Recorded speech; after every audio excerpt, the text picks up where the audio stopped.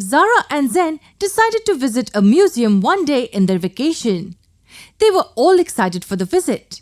However, on reaching the museum, Zen appeared scared while looking at a glass case. He was so scared that he screamed aloud.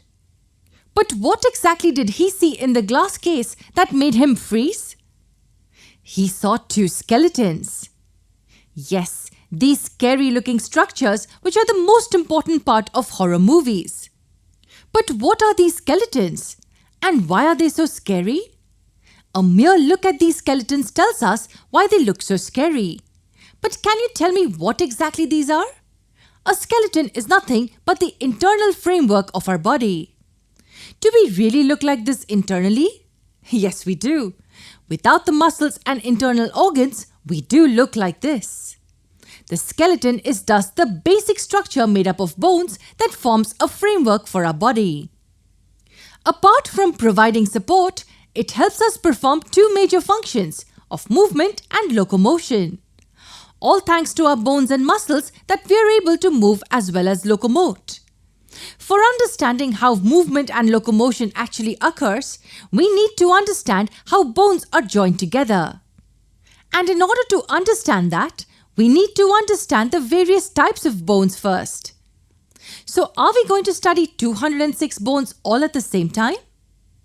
No, don't worry. Studying bones gets simpler with their classification. First, let's understand how the bones in our skeleton are classified. The classification of skeleton divides it into two major parts: the axial skeleton and the appendicular skeleton. Axial, as the name says, is along the axis. So if you observe the skeleton, then these parts that lie along the central axis are included in the list of axial skeleton. These parts are the cranium, the vertebral column, and the rib cage. What do you think is its major function? The axial skeleton deals with providing a proper support to the body.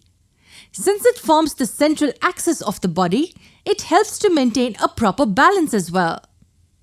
Next comes the appendicular skeleton, which includes the remaining bones, both the limbs, the shoulder region called the pectoral girdle and the hip region called the pelvic girdle are a part of the appendicular skeleton. Now look at these bones. What is the major function of the appendicular skeleton? The major function of the appendicular skeleton is bringing about movements of the body. Now we are well versed with the skeletal structure of humans. Next, let's look at the bones present in each type. Let us have a glance at the major bones that form these structures.